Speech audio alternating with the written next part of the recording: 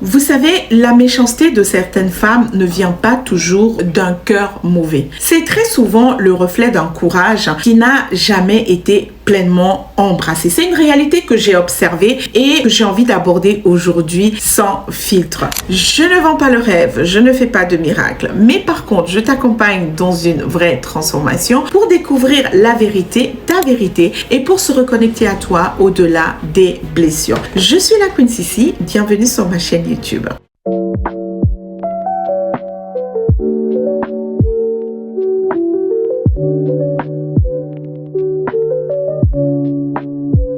Alors, nous vivons dans une époque dans laquelle les femmes sont appelées à se réaliser pleinement. Mais toutes ne franchissent pas ce pas et certaines restent malheureusement figées dans la peur du jugement, de l'échec, de sortir du cadre et de prendre tout simplement des risques. Donc, elles étouffent leurs rêves en silence tout en regardant celles qui osent. Alors, en parlant de regarder celles qui osent, ceci me ramène à quelques années en arrière lorsque Instagram était encore dans son plein essor, où il y avait toutes ces images de filles parfaites, de vie parfaite et de métiers parfaits. Donc, moi, j'ai commencé à suivre plusieurs profils et notamment celui d'une Africaine qui est juste magnifique et qui postait vraiment la vie dont j'avais toujours rêvé. En tout cas, celle pour laquelle je m'étais attelée à travailler et à mettre toute mon énergie. Donc, elle avait cette vie de famille avec son mari, ses 2 enfants, un travail, elle voyageait, elle écrivait et en fait, elle représentait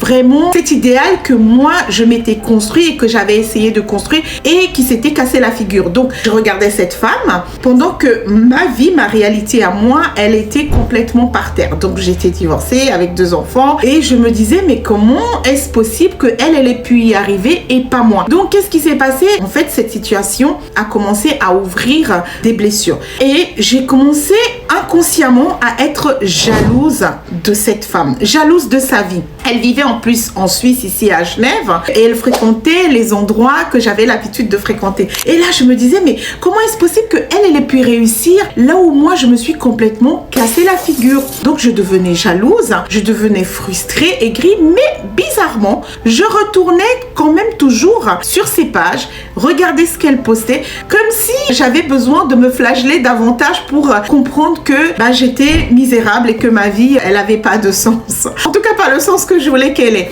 Et au bout d'un moment, j'ai pris conscience que ce qui montait au fond de moi n'était pas sain et n'était pas du tout moi, ne représentait pas qui j'étais. J'ai donc arrêté de suivre cette femme et je me suis déconnectée de sa page. Heureusement, elle était en privé, donc au final, je n'ai pas dû la redemander en amie et je suis restée dans mon espace à moi et j'ai commencé à suivre des autres profils parce que son profil à elle, il était trop difficile pour mon cœur, trop difficile pour mes yeux et j'ai dû mettre un stop à cela. Alors, c'est vraiment le cas typique donc d'une blessure qui est inconsciente, ça vient vraiment du schéma familial qui va ouvrir la blessure du manque de reconnaissance, la blessure d'enfance liée à tous ces schémas familiaux au travers desquels on va nous représenter un idéal. Vu que ces blessures, elles sont pas guéries, elles vont finalement commencer à devenir des filtres à travers lesquels on va percevoir la réussite des autres femmes. Et donc,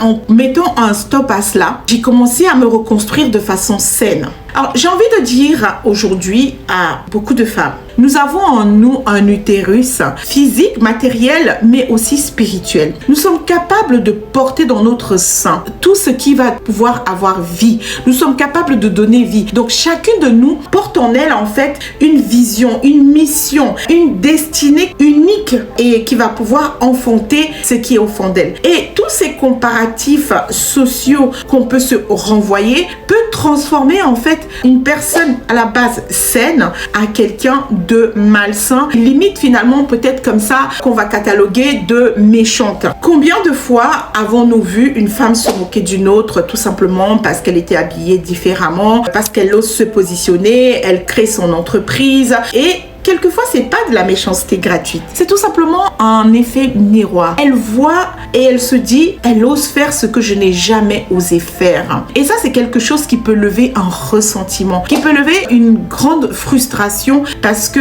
l'autre, elle se dit, mais Ce qu'elle a en elle, je l'ai aussi. Mais pour qui se prend-elle? Ce qu'elle montre là, moi je l'ai aussi, je peux le montrer aussi. Mais tu n'oses pas.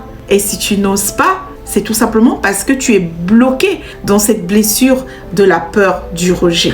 Alors, ne laissez pas votre utérus spirituel se dessécher dans la méchanceté ou les comparaisons. Enfantez, réalisez, devenez la femme que vous admirez chez les autres et surtout, cherchez les femmes qui vous inspirent et retrouvez votre paix intérieure qui va vous emmener à rayonner et qui va vous réveiller en fait et surtout brouiller cette ombre qui vous entoure et qui ne laisse pas transparaître qui vous êtes véritablement. Osez enfanter votre destinée parce qu'une femme alignée avec sa mission n'a pas le temps d'être méchante. Elle inspire, elle rayonne et elle apporte autour d'elle une aura de joie et de paix. Je suis la Queen Sissi. Merci de liker, de commenter, de partager. Vous êtes sur ma chaîne YouTube. À bientôt. Merci.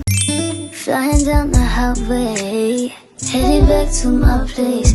Baby, we just need some time, space. Go on time and replay. Got me running like a relay.